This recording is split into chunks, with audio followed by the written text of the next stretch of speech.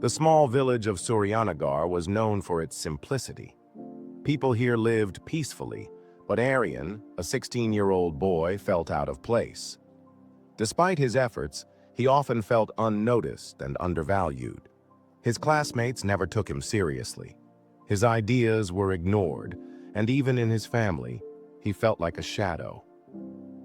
Am I really worthless? The question tormented him. One evening, Aryan sat alone under a banyan tree watching the sunset. His grandfather Dadaji saw him lost in thought and approached him. "Beta, why do you look so troubled?" the old man asked, his voice calm yet knowing. Aryan hesitated but finally let out his frustration. "Grandfather, I feel like I have no value. No one respects me, and I don't know my worth." Dadaji smiled, his wrinkled face filled with wisdom. He reached into his pocket and pulled out a small dusty stone. "Before I answer, take this stone to the market. Show it to different people, but if anyone asks the price, don't sell it. Just bring their offers back to me." Aryan frowned. "A stone? How will this help me understand my worth?" Dadaji chuckled. "Just do as I say. You'll see."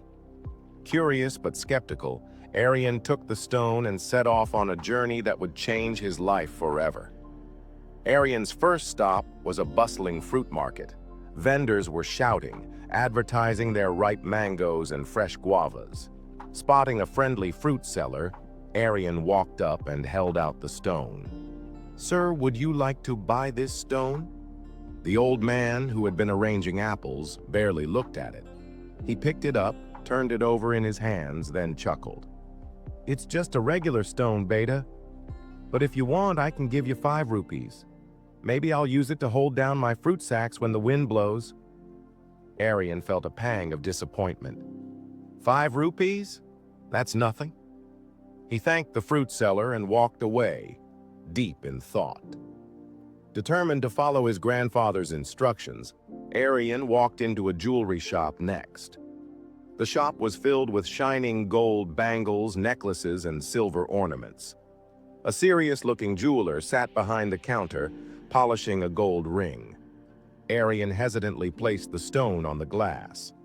"Sir, would you like to buy this stone?"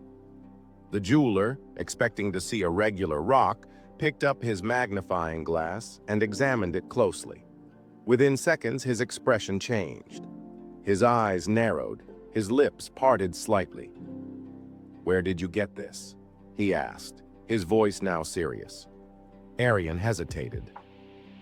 "Would you like to buy it?" The jeweler took a deep breath. "I'll give you 50,000 rupees for this. It seems rare." Aryan's heart raced. 50,000 rupees? He stared at the stone in his palm, confused. "But why?" The jeweler leaned closer.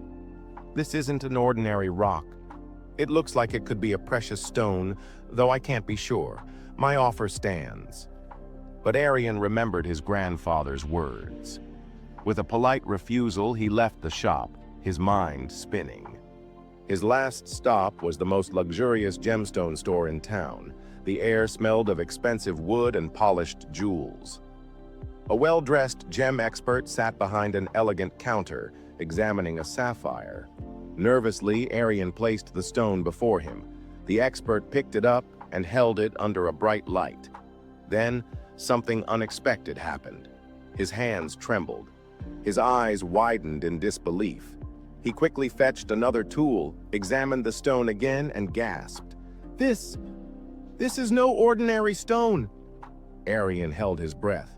The expert swallowed. "It's a rare diamond. I'll pay you 5 million rupees for it immediately." Aryan's knees almost buckled. 5 million? He barely managed to stutter. Are you sure?" The expert nodded. "This diamond is priceless. If you change your mind, come back anytime." Still in shock, Aryan clutched the stone and ran home as fast as he could. Out of breath, Aryan burst into his grandfather's room. "Dadaji, the fruit seller offered 5 rupees. The jeweler offered 50,000, and the gemstone expert, he offered me 5 million rupees. His grandfather simply smiled, as if he already knew.